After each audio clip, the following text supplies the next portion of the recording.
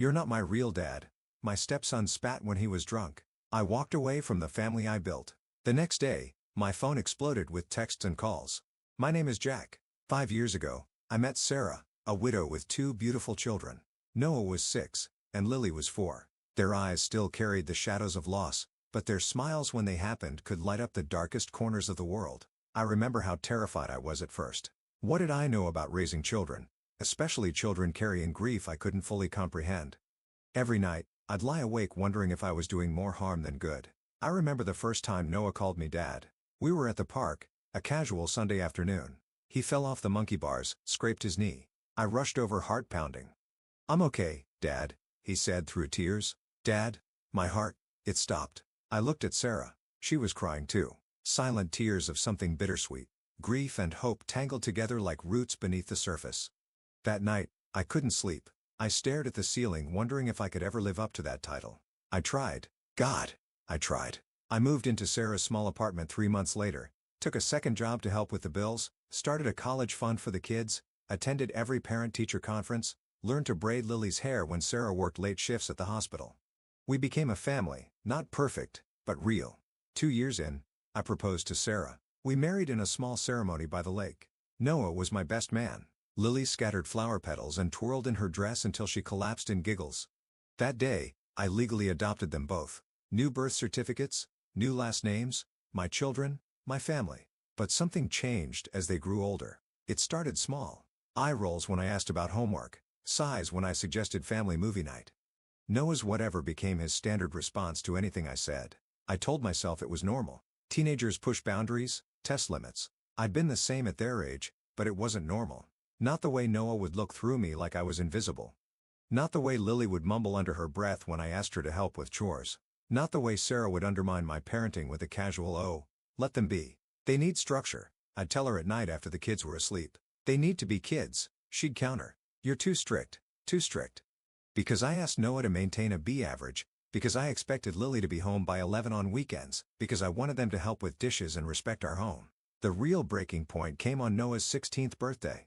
I'd saved for months to buy him a used car. Nothing fancy, a 2010 Honda with decent mileage and new tires. Safe, reliable. When he saw it, he frowned. "This is it?" he asked, looking at Sarah. "Mom, you said I know, honey," she cut in, throwing me an apologetic glance. Jack thought this would be more practical than what I wondered, but I didn't ask, not then.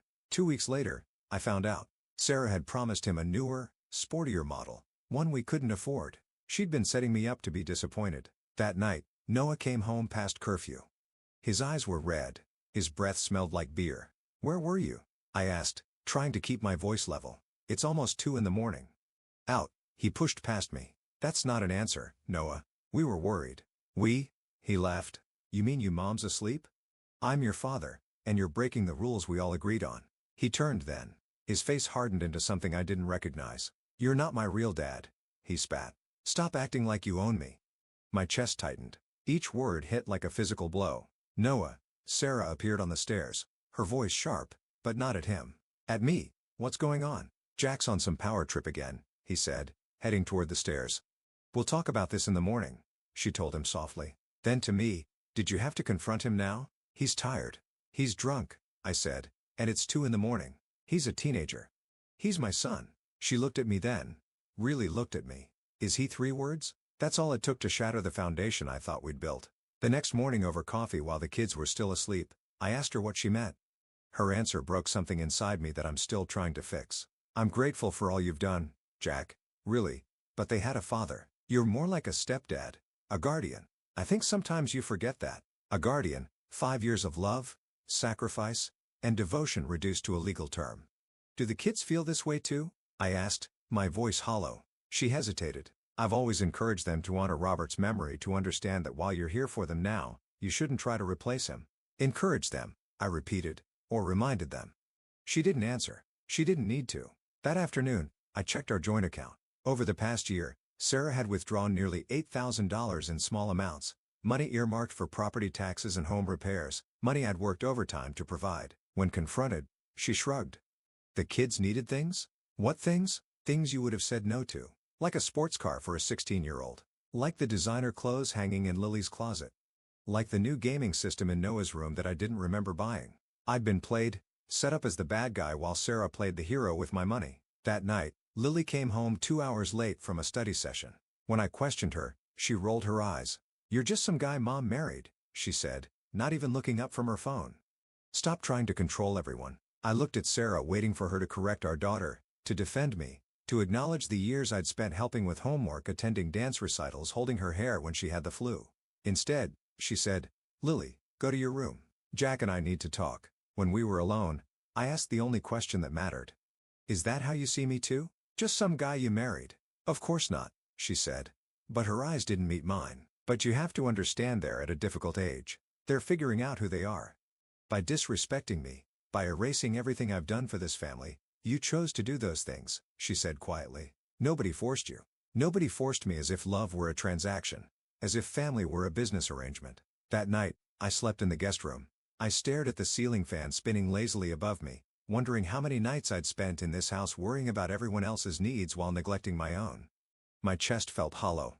Empty. The realization that I'd built my entire identity around a role no one actually wanted me to fill was suffocating. I reached for my phone at 3 a.m., scrolling through old family photos, Noah's fishing trip where he caught his first bass, Lily's dance recital where she froze on stage until she saw me giving her a thumbs up, Christmas mornings, beach vacations, evidence of a life I thought we were building together. Was it all an illusion? Had I manufactured a family that never truly existed?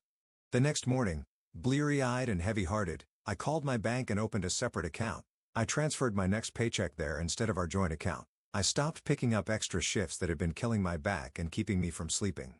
Started saying no when Sarah mentioned expenses we couldn't afford. The change was immediate and telling, so painfully telling. Sarah's smile disappeared. Noah's attitude got worse. Lily started asking for money directly, and when I refused, she went to her mother, who suddenly couldn't provide it either. 2 weeks in, Sarah confronted me in the kitchen. "What are you doing?" she demanded. "The power bill is due tomorrow." "So pay it," I said, continuing to make my lunch for work. "With what? You know I only work part-time." "Figure it out," I replied, echoing words she'd said to me countless times when I'd expressed concerns about our spending. "I paid the mortgage and my half of the groceries. The rest is on you." Her face flushed. "This isn't fair to the kids. Neither is teaching them that I'm nothing but an ATM with no right to parent them." The bills piled up. The luxuries disappeared. Noah couldn't drive his car because there was no money for gas. Lily's phone broke, and no one could replace it. The reality of their entitlement came crashing down, and instead of banding together, they turned on each other. I heard them fighting one night. Noah blamed Lily for spending too much on clothes. Lily accused Noah of wasting money on his friends. Sarah tried to mediate, but sounded exhausted and scared. The next morning, Sarah approached me differently. Softer. She touched my arm as I made coffee. Her floral perfume, the one I'd given her for our anniversary, wrapped around me, triggering memories. I was desperately trying to compartmentalize. "I know you're upset," she said, "but we need to work this out for the family." I flinched at the word family. The coffee sloshed over the rim of my mug, burning my fingers. I didn't wipe it away. The pain felt clarifying. "What family?" I asked. "According to you and the kids, I'm just some guy you married. A guardian. A paycheck. That's not fair." Her voice hardened, the softness evaporating like morning dew. "Isn't it? Let me ask you something, Sarah. If I lost my job tomorrow and couldn't provide any more, would you still want me here?" Her hesitation was my answer, but she wasn't done. "You're being childish," she said, crossing her arms. "Of course, we value you beyond money, but your attitude lately, this passive-aggressive punishment, it's proving you're not who I thought you were." My laugh came out bitter and sharp. "That's rich. I'm not who you thought I was. What about who I thought you were? What about the family I thought we were building?" "We are a family." Her voice rose. "But you're trying to replace Robert. You've always tried to erase him to make the kids forget." "I've never once asked them to forget their father," I cut in, my voice dangerously quiet. "I've kept his pictures on the walls. I've driven them to his grave on his birthday every year. I've asked them to tell me stories about him so they wouldn't forget." "Then why do you get so hurt when they don't treat you like their real dad?" "Because I am their real dad, not their biological father." "No. But being a father is about more than DNA. It's about showing up. It's about sacrifice. It's about love. And I have loved them, loved all of you with everything I have." Sarah's face flushed. "If you loved us, you wouldn't be withholding money to punish us." And there it was. The truth laid bare between us. "If you loved me," I countered, "you wouldn't reduce 5 years of my life to a dollar sign." We stared at each other across the kitchen island, strangers sharing coffee. That weekend, I found an apartment. Small, one bedroom, nothing special. The leasing agent's pitying look when I listed one occupant on the application form made my stomach turn. I'd become a walking cliché. Middle-aged man starting over, downsizing his life to fit into a space meant for one. Back home? No. At the house, I wandered from room to room while they were at Sarah's mother's, touching door frames where we'd marked the kids' heights each birthday, running my fingers over the dining table where we'd shared thousands of meals, standing in Noah's doorway remembering nights spent assembling Lego sets long past bedtime. Lily's room smelled like strawberry shampoo and the vanilla candles she'd become obsessed with. Sarah had called them a fire hazard. I'd bought her a proper candle warmer to keep her safe while letting her express herself. It sat on her dresser, unused. A small rebellion against the man who wasn't really her father. In our bedroom, Sarah's bedroom now, I sat on the edge of the bed we'd shared. My throat constricted as I remembered lazy Sunday mornings with small bodies jumping between us, demanding pancakes. The nightmares I'd soothed, the Christmas mornings, the life I thought we were building. Had any of it been real? I packed methodically, my movements mechanical. Clothes, toiletries, a few books, my father's watch. I left the furniture. They would need it more than me. Leaving the family photos, taking them felt like stealing moments that perhaps had never truly belonged to me. I left my keys on the counter with a note explaining that I'd continue to pay the mortgage for 3 months, enough time for her to figure out next steps. My hand shook as I signed my name. Just my name. Not Love, Jack, or any of the dozen pet names we'd used over the years. The finality of it hollowed me out. I outlined what I would and wouldn't pay for moving forward. Child support. Yes, I'd adopted them legally, and regardless of their feelings, I took that responsibility seriously. But no more blank checks. No more being the bad guy while Sarah played the hero with my money. My phone exploded with texts and calls when they returned home. I didn't answer. Not that day or the next. When I finally did, it was to speak with a mediator about separation terms. Sarah was furious. Accused me of abandonment. Said the kids were devastated. They need you, she said, her voice breaking. We need you. No, I replied.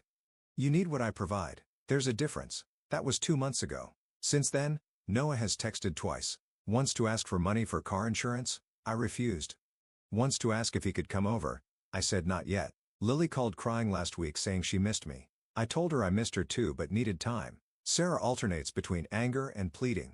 She suggested counseling promise changes, but I've seen who she is now, who they all are. The hardest lesson I've learned is this: sometimes love isn't enough. Sometimes respect matters more. Sometimes walking away is the only path to self-preservation. I still send child support, still check the school portal to monitor their grades, still have Noah and Lily's pictures on my bedside table. But I've stopped begging for love from people who see me as a resource rather than a father. Stopped letting myself be the villain in someone else's narrative. Stopped accepting scraps of affection in exchange for everything I had to give. Today, I received divorce papers from Sarah's lawyer, Creative Accounting, making it seem like I've left them destitute. Asking for alimony on top of child support, painting me as controlling because I stopped funding a lifestyle we couldn't afford. I hired my own lawyer, not out of spite, but self-respect. Maybe someday, Noah and Lily will understand. Maybe they'll realize that love shouldn't be conditional. That respect goes both ways. That family isn't just sharing DNA or a last name. It's showing up, being present, treating each other with dignity. Or maybe they won't. Maybe I'll always be the bad guy who walked away. Either way, I found a strange peace in this empty apartment with half-unpacked boxes. I'm building something new here, something honest, a life where I'm not just some guy, someone married. A life where love and respect aren't competing forces. A life where I finally understand that sometimes walking away isn't giving up. It's refusing to be invisible in your own family. If I had known then what I know now, I would have established boundaries from the beginning. I would have insisted on being a partner, not just a provider. I would have required respect as a non-negotiable condition of my presence. But I didn't know, so I gave everything, expected nothing, and ended up with less than I started with. Now I'm starting over at 42. It's terrifying. It's liberating. It's necessary. My phone lights up. Another text from Noah. Can we talk for real this time? I stare at the message for a long time. My thumb hovers over the screen. The old Jack would have jumped at this olive branch, would have rushed to repair bridges regardless of who burned them. The new Jack, the one still finding his footing, knows better. Whatever I decide, it will be on my terms this time, with eyes wide open and boundaries firmly in place. That's the thing about walking away. Sometimes it's the only way to find out who will care enough to follow and who is just along for the ride. The hardest lesson wasn't learning to leave. It was understanding that sometimes love requires us to stand firm rather than bend until we break. That self-respect isn't selfish. It's necessary. That you cannot pour from an empty cup, and my cup had been running on fumes for years. I've learned that family isn't just about who you're related to by blood or by law. It's about reciprocity, mutual respect, genuine appreciation for each other's place in the shared story you're writing together. Most importantly, I've learned that teaching others how to treat you sometimes means walking away when the lesson isn't getting through. Not as punishment, but as protection for yourself and ironically for them. Because what kind of example was I setting by accepting disrespect? What was I teaching Noah and Lily about relationships by allowing myself to be devalued? True love, whether for a partner, a child, or yourself, sometimes means making the hardest choice of all, to release what isn't working to create space for what might. I typed my response to Noah. Yes. Saturday, noon, the cafe near the park. Then I set my phone down and continue unpacking my new life one box at a time.